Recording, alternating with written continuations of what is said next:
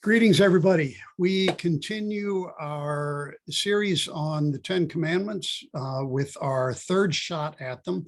You might remember that the first week was the preamble to the Ten Commandments, kind of the why I am giving you this, which is what God told Moses. The second week looked at the first three, or depending on how you define them, how you number them, the first four, which addressed our relationship with God. And then the remainder of the Ten Commandments address our relationship with other people. So with no further ado, our reading for this coming Sunday. Honor your father and your mother, so that your days may be long in the land that the Lord your God is giving you. You shall not murder. You shall not commit adultery. You shall not steal. You shall not bear false witness against your neighbor. The word of the Lord. Thanks be to God. Thanks be to God. Let us pray. God of goodness and grace, you create us for relationship. And we know that since the heart wants what it wants, that we struggle in being in relationship with other people. We always simply want what we want. So we give you thanks for these commandments that you give us that allow us to live together well in community and protect us from one another so that our relationships can flourish. We ask these things in Jesus' name. Amen. Amen. Yeah. So you guys start us off. Well, my first thought is when I was back in confirmation days or earlier, when I was memorizing these commandments, the commandment that I remember as number 4 was honor your father and your mother, period. I like the attachment here of the promise that comes with, or the, I don't know if it's, I don't think reward is the right thing here, but somehow the aftermath of, if you do that, your days will be long in the land. And I assume that that's a good thing, that your life will be full and longer, and it will be given back to you in ways that you didn't even imagine, maybe. So just seems like there's a strong emphasis upon honoring your father and mother. And the sense I make of that is that if the family unit is healthy and strong, it makes for a better community. And if that family unit is weak or dysfunctional, to some degree, I guess we all are, but if it's so bad that you can't even exist, the community will break down. And I think it's a strong emphasis on building community there, my thought. You know, something that I find very interesting about that, the family unit at that time would have been an extended family unit. Would have been mom and dad, it would have been grandparents, it would have been you know, women who might have lost their husband, who came in to live with their father, with their brother, and all of their children. So when, you know, when we talk about the traditional family unit, you know, the nuclear family, not at all what was traditional, and certainly not what was biblical. The idea of mom and dad and 2 kids was not the family unit that pertained in the stories in the Old Testament and when Jesus was talking about the family. Kind of an aside, but I think important as well. Yeah. I love that word honor. I find myself using that more often now too, when I'm, especially when I'm doing funerals about the dead person, the deceased. And, you know, how do we honor that? Because they haven't been perfect. They haven't always done the right thing. They haven't always done what their kids wanted them to do or thought they should do. But how do you continue to honor that? And I think for me, honor is something that takes into account both sinner and saint. I was blessed to have a father and a mother. Were they always the best? Did they always make the right choices? Did they always treat me the way that I thought I should be? No, obviously not. But can I still rise above that and honor them because they probably did the best that they could or best they knew how? Now there's always some exceptions to that, but to me, honor is a beautiful word. It isn't about, it's not just obey, it's not just respect, it's not lines of authority. I think it's putting the most charitable construction that you can on what you've been given. Yeah, it's very different than obey. Yeah. And I do think about like part of growing up is being able to empathize more with your parents. I don't know if that's true for everybody. And like you said, Craig, there's always exceptions to the rule. But from my experience of becoming a parent myself made me a lot more empathetic to what my parents went through Yeah. raising me, and also just understanding that no one's perfect and that they, like you said, maybe you get a more charitable view of them as you grow, possibly. But it does remind me that that is a formative and central relationship in your life, whether or not you are communicating with your parents, whether or not you are connected to them, in a real face-to-face kind of way. Sure. But regardless of that, it is a formative bedrock relationship that you have to come to terms with at some point. And I think it's living with a healthier understanding of mom and dad relationship. If you chew on all the things that weren't turn out so well, I mean, that embitters you. And it's a kind of a two-way street here. To honor is to say, you know what, I'm trying to make the most charitable kind of summary of my parents, and sometimes it was good, sometimes not. But if I choose to look at all the things that didn't work out well for me, it will just kind of sour me, embitter me, and rob days of my life here. Yeah, I'm now the parent of two teenagers.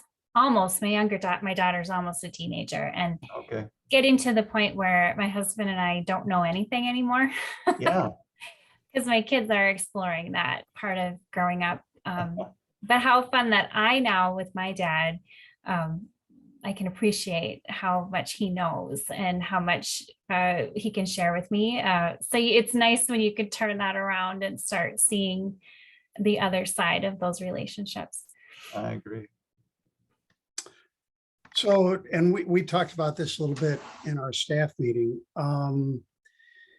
Most of us grew up, at least in part, with the words of the St. James version of the Bible, or the King James version of the Bible. And you shall not murder was you shall not kill, which is a big bucket. You shall not murder. Murder is a smaller bucket. It kind of conscribes the idea of killing and says, well, you shall not do this kind of killing. And we can also kind of weasel around with respect to stealing. Many of us, most of us, I would assume, don't commit adultery, but, as Jimmy Carter once said, he can remember, looking at some women in ways that perhaps he shouldn't have. Right. And, bearing false witness against our neighbor, well, no, not against the couple that lives next door to me. So what do we do with our tendency to want to define our way out of these commandments? Well, I was thinking, you shall not murder, but there's a whole lot of killing in the Old Testament. And some of it was even legislated. If you catch someone in adultery, what do? You stone them to death. That isn't murder, I guess, according to the definition. That would be killing for the right reason. And so for me, it gets very, very complicated here. It's not a nice clean edge here. And is it referring only to human life or any life? I didn't know how expansive it was here. Good question. Yeah. I appreciate that even the honor your father and mother brought us into a conversation about family and relationships, and how these few commandments are so much about our relationship with others and how complicated those are. And sometimes these feel so simple, almost too simple to apply to the relationships that we deal with on a day-to-day basis. But there's also beauty in that simplicity, and how do we not try to weasel out of them and just take them and apply them? You remember when we were reading Life Together, and Dietrich Bonhoeffer came to that position of having to say, I think Adolf Hitler would be better dead than alive. Is that killing? Is that murder? Was it sanctioned somehow in his conscience and mind up against the commandments that it was allowable because it was the lesser of two evils or something to that effect? Interesting. I don't know how he would come to that, but yeah. When Bonhoeffer wrote letters about that and talked to people about that, he did not excuse his action. He did not define his attempt on Hitler as not really murder. His stance was, I throw myself on God's grace here because I'm doing something that I think is not allowed, but I also feel that I have to take action.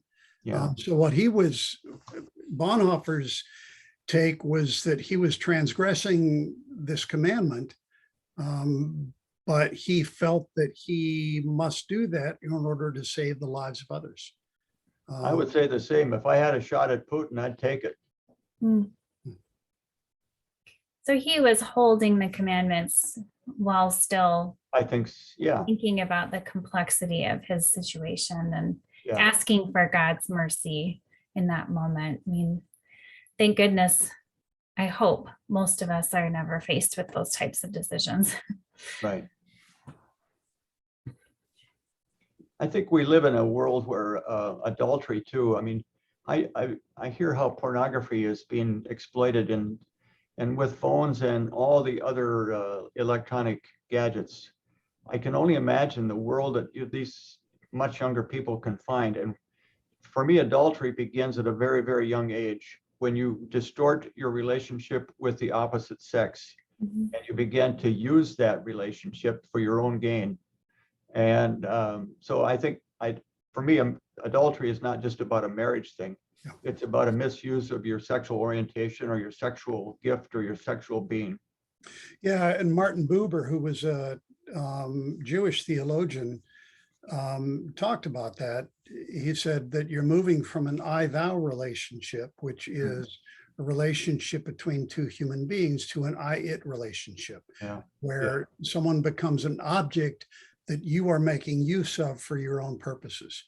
And, that really, that's what adultery is. That's what pornography is. It's, someone being turned into an object that is simply a tool to be used for your own gratification. And there is no relationship.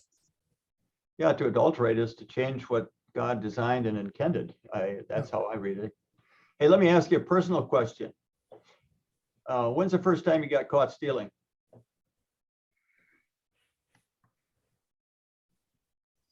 I feel like I have a hazy memory of taking something at the grocery store checkout line and my mom having me give it back. Okay. I feel like it was because I really like those. I don't know what they're called, but they're the peanut candy bars with like the marshmallow. Do they even sell them anymore? I don't know. But they were like salted peanuts with like marshmallow. Oh yeah. Salted nut roll. Salted nut roll. Salted nut rolls. They still make those in town here. They were my favorite. And I have a hazy memory of taking one and my mom making me return it. For me, it was a downtown drugstore. I wasn't very smart at stealing. I stole the biggest thing off the candy rack that I could, stuck it in my pocket, and the handle stuck out of this long sucker. And my dad just, didn't take much of a detective, caught me first, right off the bat there. Turned the car around, dropped me back down to the drugstore, had to give it back to the pharmacist and apologize and all those kind of things. And I tell you, that burned a deep memory into my heart and soul. Yeah, um, I, I hate to say it, but I don't remember getting caught. I don't Okay. remember stealing. Yeah. You know, other commandments I'm not so good with, but that particular one. Well, what I learned was if you're going to steal smaller things, I guess would be one of the takeaways here. Right, right. Things that will fit in your pockets full. There you go. Yep.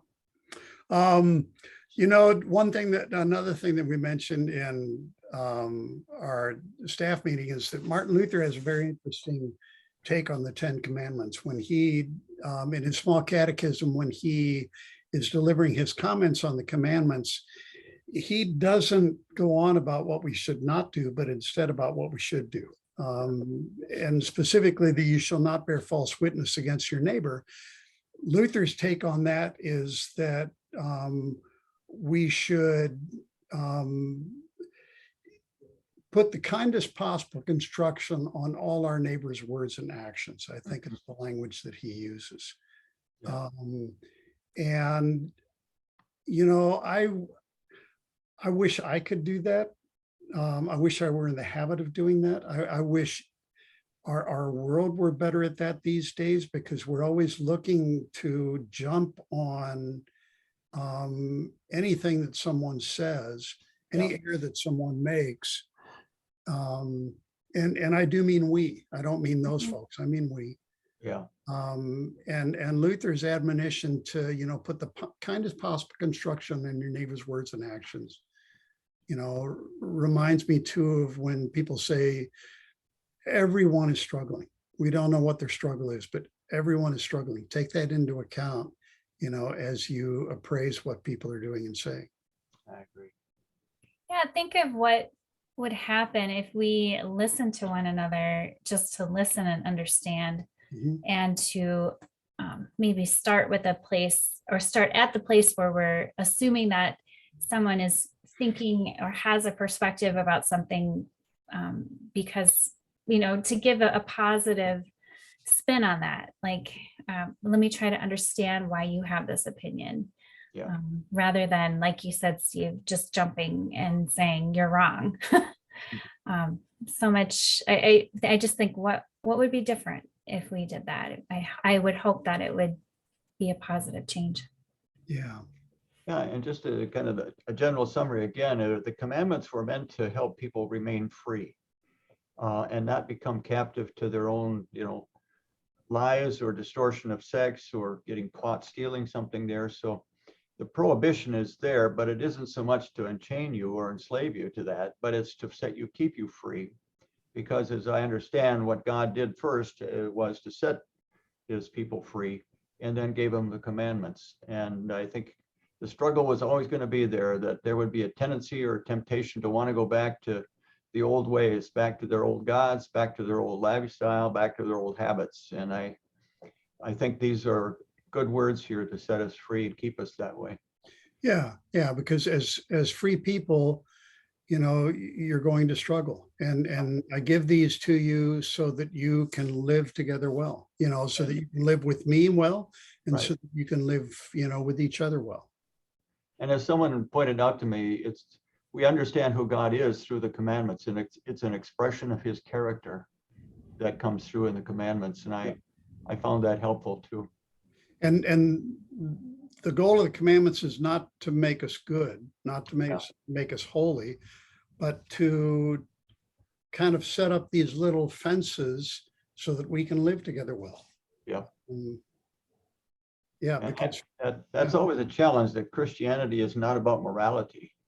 It's about sinners being saved. It's about, I mean, I've had people come to me and say, aren't you a Christian and you still do that? I say, yep, that's me. And doggone it, I'm still Christian. Not because of what I've done, but because of what's been done for me. Mm-hmm. I can't remember who it was. It was British Prime Minister, a member of Parliament, that someone came up to him and said, you know, but, you know, how can you do this? You call yourself a Christian. You're such a bad person or something.